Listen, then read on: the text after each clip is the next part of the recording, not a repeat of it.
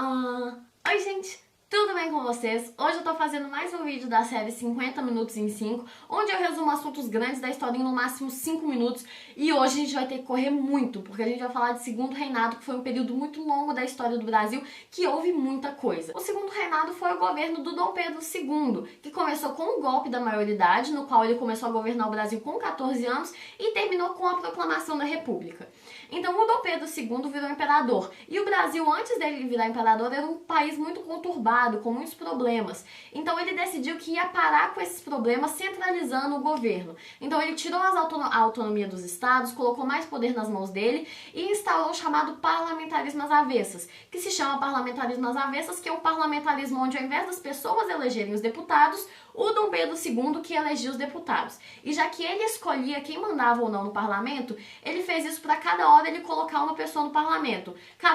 Uma hora ele colocava uma pessoa conservadora, outra hora ele colocava uma pessoa liberal. Porque naquela época o Brasil tinha uma briga muito grande entre as pessoas conservadoras e os liberais. Então, com o parlamentarismo às avessas, eles ficavam se revezando no poder, e aí a política interna aqui no Brasil ficou de boa. Mas para compensar a política interna estável, do lado de fora o Brasil brigou com muitos países, como por exemplo a Inglaterra. Primeiro eles tiveram uma briguinha diplomática chamada de Questão Christie, e então o Brasil aprovou a chamada Tarifa Alves Branco, que aumentava a quantidade de imposto que a Inglaterra tinha que pagar aqui no Brasil. O que foi bom, porque o Brasil acabou arrecadando mais impostos e incentivou a economia interna, incentivou a produção interna, porque agora os produtos da Inglaterra não são tão mais baratos, e agora os produtos brasileiros são mais baratos, então a produção interna aqui aumentou. Mas em compensação, a Inglaterra acabou proibindo o tráfico negreiro. Eles fizeram uma lei chamada Lei Bill Aberdeen, que falava que a Inglaterra ia ficar rodando o Oceano Pacífico e que ia afundar todos os navios negreiros que ela encontrasse.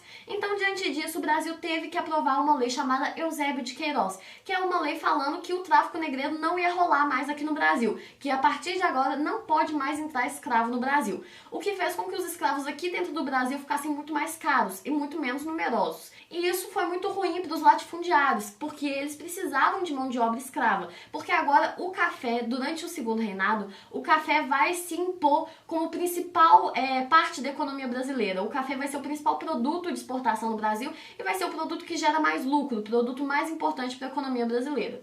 E para não desagradar essas pessoas produtoras de café, os latifundiários, foi aprovada também, junto com a Lei Eusébio de Queiroz, a Lei de Terras, que falava que agora no Brasil, para você ter uma terra, você tem que comprá-la. Ou seja, um imigrante, uma pessoa que está vindo para o Brasil, não vai mais poder ser dono da sua própria terra. Se ela não tiver dinheiro, ela vai ter que trabalhar para um latifundiário. Isso garantiu que compensasse um pouco a falta de mão de obra escrava, porque agora não tem muito escravo para trabalhar, mas tem muito imigrante vindo e acabando trabalhando para os cafeicultores aqui no Brasil. Além disso, agora que o Brasil arrecada mais imposto, agora que as pessoas que trabalhavam com o tráfico negreiro não tem mais onde trabalhar, e agora que o Brasil está passando por uma produção interna mais forte, começou a chamada Era Mauá, que foi um período de industrialização aqui no Brasil. Ela se chama Era Mauá porque o principal cara que promoveu essa industrialização foi o Barão de Mauá. Ele construiu a primeira ferrovia aqui no Brasil, instalou iluminação no Rio de Janeiro, fez vários bancos, várias fábricas, só que acabou que não deu certo, porque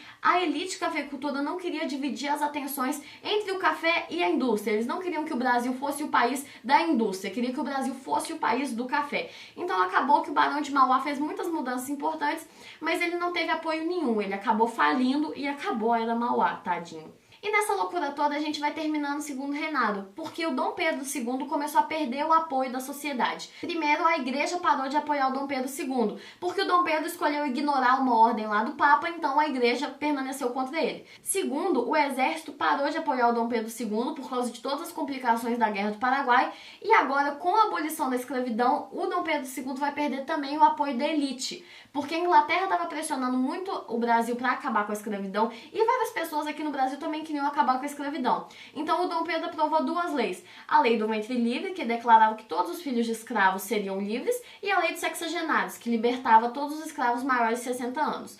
Só que mesmo assim isso não foi suficiente, as pessoas continuavam pressionando o Dom Pedro para acabar com a escravidão.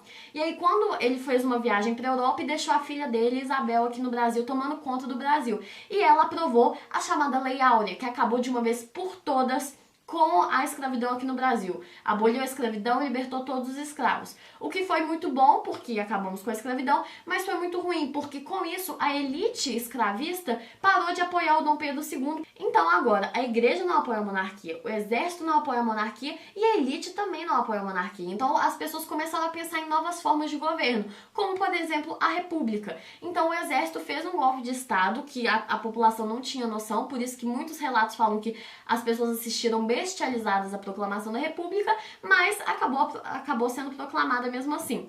Então no dia 15 de novembro de 1889, o segundo reinado teve fim com a proclamação da república pelo Marechal Deodoro da Fonseca, que vai virar o primeiro presidente do Brasil.